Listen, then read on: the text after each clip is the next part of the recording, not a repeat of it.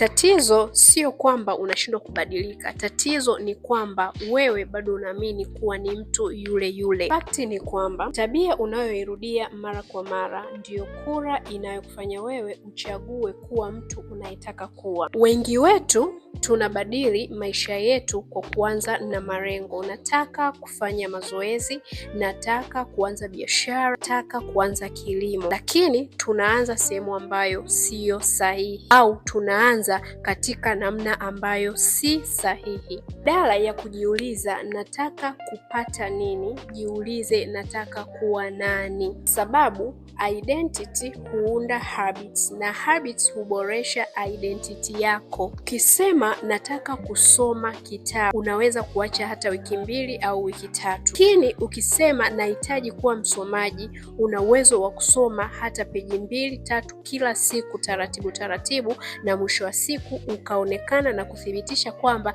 identity yako wewe inakuonesha kuwa wewe ni msomaji. Ukienda gym haimaanishi kwamba unaenda kujenga misuli tu, bali unapokuwa unaenda gym mara kwa mara inakuthibitishia kwamba wewe identity yako inaonekana wewe ni mtu unayejali afya yako. Usijiulize nifanye nini, bali jiulize mtu ninayetaka kuwa anatakiwa kufanya nini. Ukishajua unataka kufanya nini au unataka kuwa nani baada ya hiyo process, yani nataka kuwa mwandishi, baada ya kuandika peji chache kila siku, maana yake endelea kufanya hivyo kidogo kidogo, kwa sababu hizo process ndogo unazozifanya ndio kura zitakazo kutambulisha au zitakazojenga identity yako.